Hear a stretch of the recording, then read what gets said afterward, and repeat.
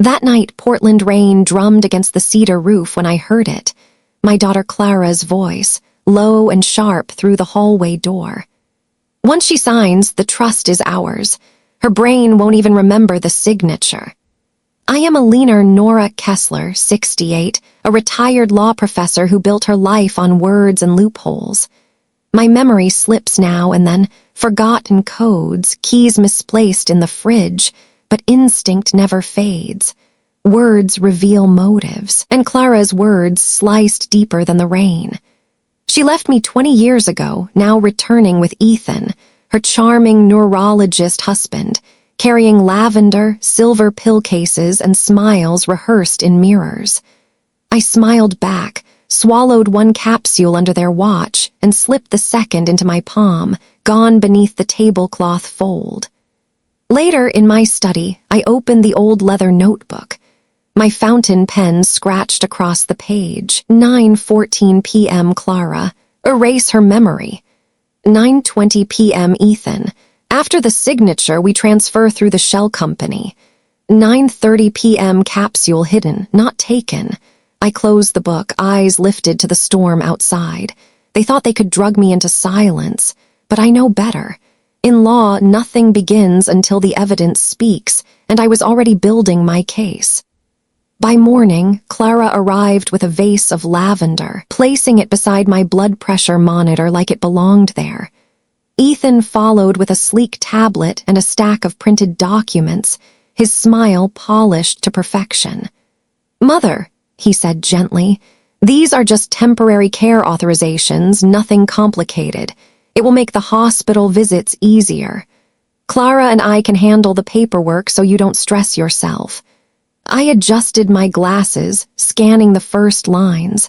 The legal phrasing was smooth, almost harmless, until I found it.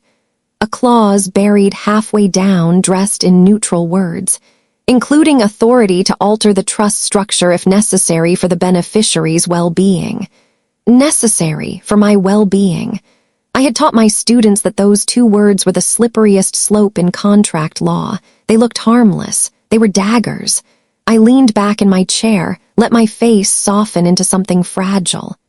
"Tomorrow," I whispered, handing the pages back. "I want to look them over once more. Old habits, you know." Clara's lips tightened before she forced another smile. "Of course, Mother, whatever makes you comfortable." When they left for their board meeting, I sat alone in the study, the rain easing outside. I slid the papers into a folder marked evidence, then opened my leather notebook and wrote in steady strokes. 10:47 a.m. Ethan, temporary care authorization. Hidden clause, alter trust structure. Reaction, Clara tense. They thought these papers would chain me. They forgot who taught half the city's attorneys how to read fine print. Paper chains break easily when you know where to cut. The next few days, I let myself stumble. I forgot the kettle on the stove, called Clara by my late sister's name, even misplaced my reading glasses in the freezer. Each slip earned me a worried look from Ethan and a sigh from Clara, as though my mind were crumbling right on schedule. "See, this is why we need to move quickly," Clara whispered to him once, not realizing I was standing just around the corner. I shuffled into the room, blinking innocently. "Move? Where are we moving?" Clara's smile snapped back in place. "Nothing, Mother, just a little vacation for you, a place where you can rest." I nodded slowly, playing the obedient elder. Inside, my pulse steadied. If they wanted a performance, I'd give them the show of their lives. At night, when the house was quiet, I slipped the capsules into a tissue and flushed them. Then I copied their care schedule into my notebook. Every dosage, every signature line, every subtle shift in control. One evening, I caught Ethan's reflection in the kitchen window as he updated a digital file. His voice was low, but I heard the words. "If she shows confusion on video again, the medical board will sign off." They weren't documenting my decline, they were manufacturing it. I capped my pen, wrote one line across the page. The more I forget for them, the sharper I remember for myself. By the fourth week, Clara insisted on sitting with me at the kitchen table, sliding another stack of papers across the marble. "Mother," she said, voice syrup sweet, "this one is just a simple update. It lets Ethan and me coordinate with your doctors directly. You won't have to worry about confusing phone calls anymore." I adjusted my glasses with shaky fingers on purpose. My eyes skimmed the text, hidden in the middle, like a serpent in tall grass. Authorization of full medical proxy and treatment discretion. They weren't just after my signature. They wanted my body, my choices, my voice. I let my hand tremble, set the pen down. "Clara, dear," I murmured, "I'm so lucky to have you. Would you read it aloud for me? My eyes get tired." She hesitated, then began reading, skipping the dangerous line without realizing. I smiled faintly. I had proof now, intent to deceive. When she left the room, I slid a small recorder from my sweater pocket. The device was older than her marriage, but it still worked. I replayed her reading, the gaps, the omissions. That night, I pressed the recorder flat between 2 pages of my notebook and wrote, "Evidence 1, Clara omits clause. Intentional concealment." I stared out at the rain-streaked glass. They thought I was signing away my freedom. In reality, I had just signed them into my trap. Clara's patience thinned like paper in the rain. One evening, I heard her hiss across the hallway, her voice slicing through the quiet. "She's slipping slower than we planned. The investors want proof. If we don't get her into Serenity Haven soon, the funding disappears." Ethan's reply was steady, clinical. "Another week at most. I'll increase the dosage. By then she'll sign without hesitation." I sat in my armchair, knitting needles idle in my lap, face blank as if the conversation were lost to age. Inside, every word carved deeper resolve. Serenity Haven wasn't a vacation, it was a cage. The next morning, Clara arrived with brochures, sunlit courtyards, smiling seniors, all too perfect. She placed them in my lap. "Mother, doesn't it look wonderful? A place to rest, to be safe." I smiled vaguely, tracing the photos with a trembling finger. "Yes, darling, safe." When they left for their consultation, I opened my desk drawer and pulled out the worn business card I had kept hidden for years. Jonas Reed, investigative journalist, a former student, a man who once told me, "Professor, you taught me to smell a lie before it's spoken." I dialed the number from my old flip phone. The line clicked, then his voice, older, deeper, but unmistakably sharp. "Jonas Reed." I exhaled. "Jonas, it's Nora Kessler. I think my daughter is trying to erase me." Jonas didn't laugh, didn't question. He just said, "Tell me everything." So I did, about the pills, the clauses, the whispers in the hall, every detail I had scribbled in my notebook. He listened, silent until I finished. "This isn't just elder abuse," he said finally. "This is fraud, medical conspiracy. If they're willing to drug their own mother, they won't stop with you." His words steadied me. I wasn't a paranoid old woman, I was a witness. "Can you help me, Jonas?" My voice cracked, the first real fracture I'd allowed. "I can," he replied, "but you'll have to play along. Pretend you're weaker, pretend you're losing." I almost smiled. Pretending was something I'd already perfected. That night when Clara brought me my evening capsules, I swallowed obediently. She brushed my hair back like a nurse rehearsing kindness. "Rest well, Mother. Big decisions tomorrow." I closed my eyes, let my breathing grow shallow. Inside, I repeated Jonas's words like a vow, play along. Pretend. Buy time. Under my pillow, the recorder hummed softly, capturing every word Clara and Ethan let slip as they prepared to tighten their grip. They thought I was fading. In truth, I was sharpening. The next morning, I shuffled into the kitchen, hair uncombed, robe half-tied. Clara's eyes lit with satisfaction, like a scientist watching her experiment succeed. "She's declining faster," she whispered to Ethan, thinking I couldn't hear. I poured tea with trembling hands, deliberately spilling a few drops across the counter. Inside, I smiled. Every performance note went into my notebook. Clara, declining faster. Ethan, agrees, encourages increased dosage. Later, when they left for errands, I slipped into Ethan's makeshift office in the guest wing. Papers were scattered across the desk, financial transfers, projected timelines, even a draft letter petitioning the court for immediate medical guardianship due to rapid cognitive deterioration. I photographed everything with my flip phone, the faint click masked by the rain outside. My chest pounded, but my hands were steady. These weren't suspicions anymore, they were crimes on paper. That night, Jonas called from a burner number. "Send what you've got, my team will cross-verify. Nora, this is enough to scare them, but we need them overconfident, push them to act sooner." "Sooner," I whispered. "Yes, the trap only works when they think you're already caught." I glanced at the brochures for Serenity Haven, still spread across my table like an invitation to a funeral. My funeral. I pressed the recorder on. "Then let's make them believe I'm ready to go." 2 days later, Clara came to breakfast in a tailored gray suit, hair slicked back like she was walking into a boardroom instead of her mother's kitchen. Ethan hovered behind her, carrying a leather folder. "Mother," Clara began, voice bright but clipped, "Serenity Haven has an opening, a rare one. We can't wait months, you'll be admitted this week." I let my spoon clatter against the bowl, eyes wide, mouth trembling.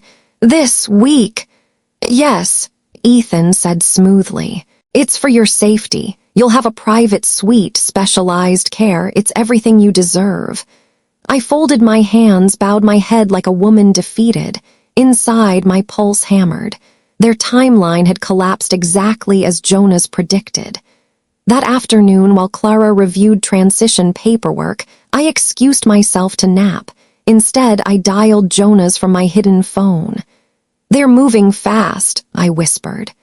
"Good," he replied. "Our contacts need them to show their hand in public. We'll have agents nearby the day they try to commit you.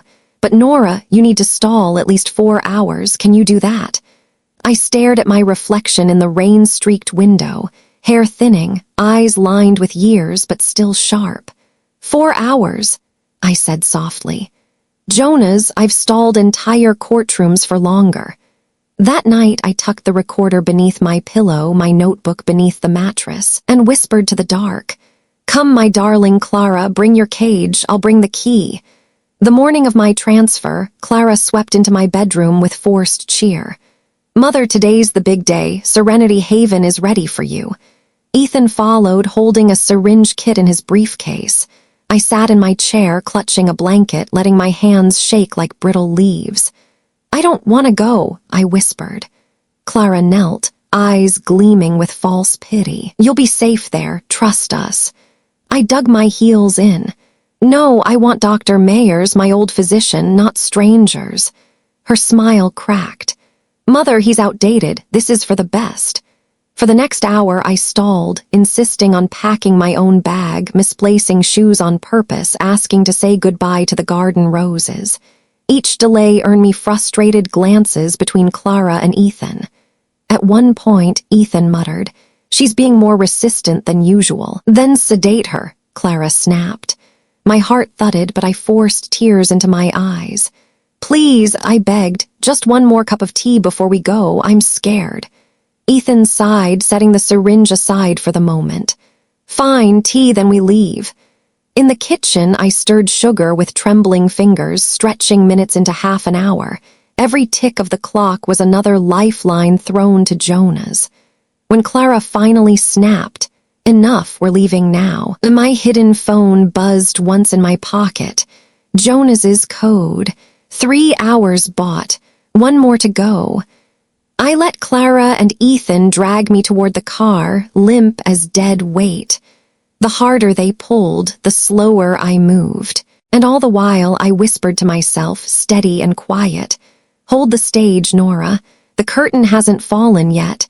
The drive felt like a funeral procession. Clara kept checking her watch. Ethan's fingers drummed the steering wheel. They called me the package when they thought I couldn't hear. When we pulled up, Serenity Haven gleamed with glass walls and white corridors. A nurse in pastel scrubs rolled a wheelchair toward the car. "Mrs. Kessler," she said gently, "will take good care of you."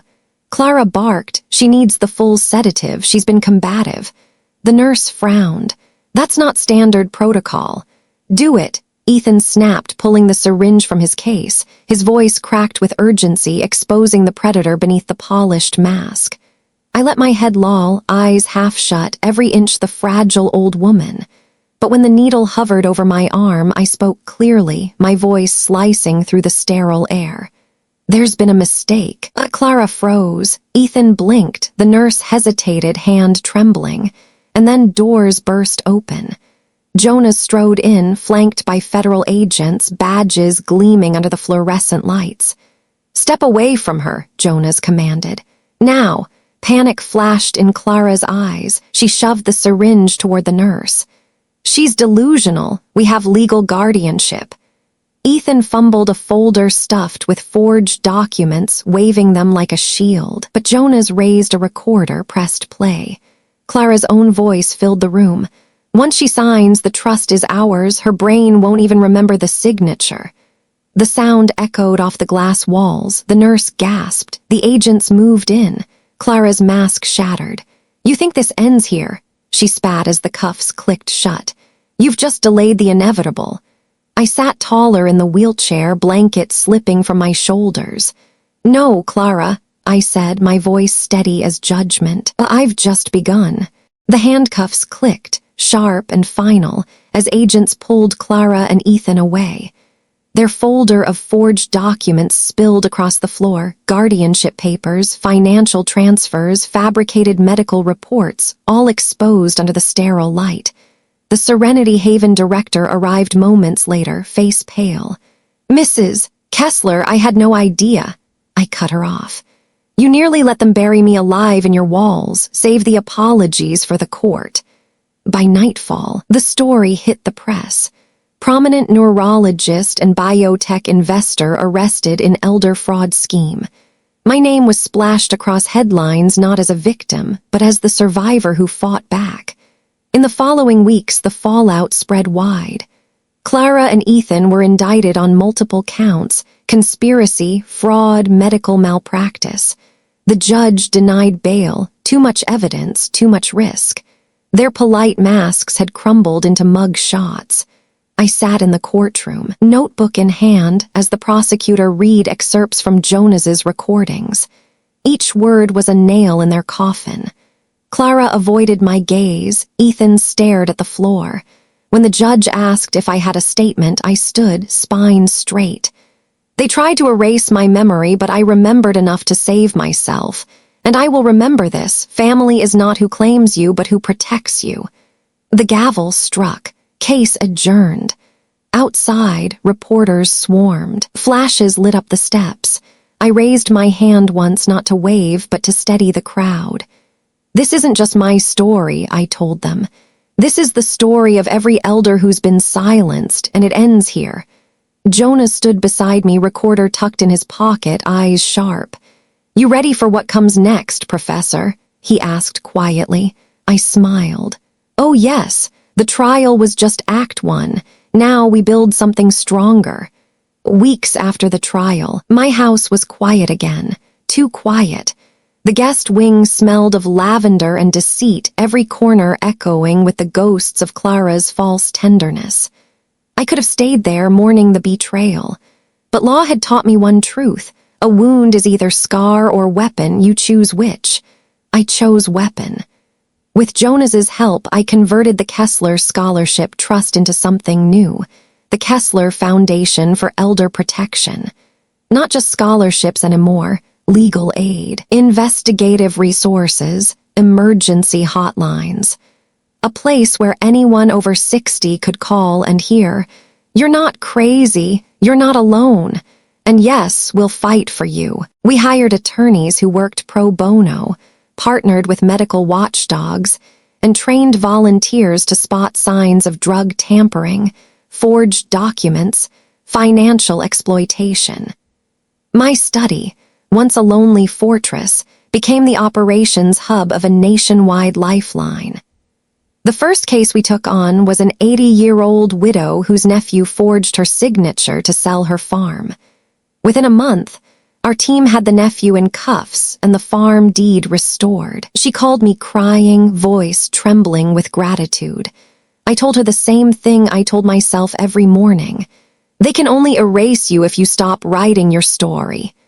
At 68, I was no longer just a retired professor. I had become something far louder, far sharper, a protector.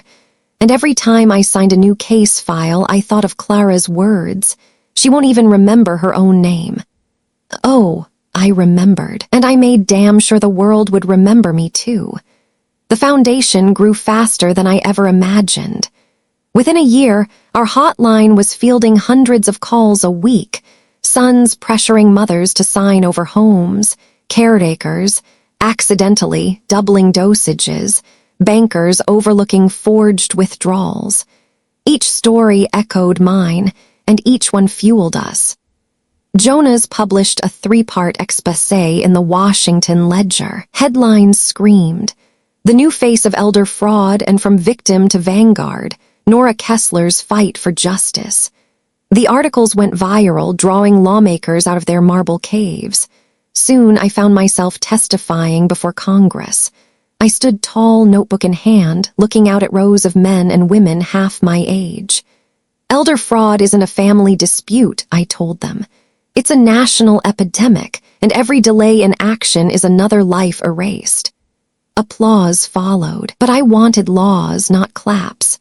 Within months, a new bill passed, the Senior Protection and Autonomy Act. Stricter oversight on guardianship transfers, harsher penalties for medical fraud, mandatory training for healthcare workers. The media began calling me the memory keeper. I never liked titles, but this one carried weight. Survivors wrote letters, teachers, veterans, widows. They said my story gave them courage to speak. Some even carried copies of my testimony into their own court hearings, using my words like a shield. In quiet moments, I thought of Clara. Her prophecy had failed. Instead of losing my name, I had carved it into history. And every time I saw our foundation's logo flash across a newscast, I whispered to myself, the walls they built to silence me now carry my voice across the nation. The first letter arrived in a plain brown envelope, stamped with the federal prison's seal. Clara's handwriting, once so elegant, now jagged, rushed. "Mother," it began, "I know I don't deserve your forgiveness, but prison has stripped me bare. I see now how far greed carried me. Please, think of me not as the monster in court, but as your daughter who once drew chalk flowers on the porch." I read it once, folded it, and placed it in my drawer without reply. A month later, another came, this time longer, laced with scripture and promises of reform. Ethan wrote 2 apologies tangled with excuses. Both begged for help with appeals, for money, for acknowledgement. Each letter carried echoes of the same plea, "Don't forget me." One evening, Jonas found me staring at the unopened stack. "Are you going to answer?" he asked. I shook my head. Family is not who shares your blood. It's who guards your name. Still, some nights I wondered if silence was too harsh. Clara was my child once. Her laughter as a girl still lived in me. But then I'd see the scars on my arms where Ethan's syringe nearly touched, or recall the papers they shoved across my table, and the warmth drained away. So I wrote one sentence in my notebook in bold ink. Forgiveness is not forgetting. It is choosing not to open the door again. The next morning, I sealed every letter back into one box, labeled it evidence personal, and placed it in the archives of the foundation. Not to be read, not to be answered. Just to remind myself, some bridges are burned to light the path forward. 3 years have passed since Serenity Haven. The guest wing of my house has been rebuilt into a bright office, filled with young volunteers answering phones that never stop ringing. The Kessler Foundation now spans 12 states, its emblems stamped on legal briefs, billboards, and hope itself. I spend mornings in the garden with my notebook on my lap, roses climbing the fence where Clara once sketched chalk flowers. I don't erase those memories, I carry them, because memory is power. They tried to drug it out of me to sign it away. Instead, it became my weapon, my proof, my legacy. Sometimes, late at night, I whisper to the shadows, I am still here. I still remember my name. The world remembers it too. The memory keeper, the papers still call me. I don't mind. What matters is that elders who once sat alone in silence now speak out, armed with law and courage. Clara and Ethan remain behind bars. Their letters sit sealed in a box, untouched. Forgiveness isn't owed, it's a choice. And my choice is to give my voice to those who truly need it. As I look out over Portland's skyline, rain glistening on glass towers, I feel no fear. My empire is not marble or money. It is protection, it is truth, it is memory. And that, I know, no one can ever erase.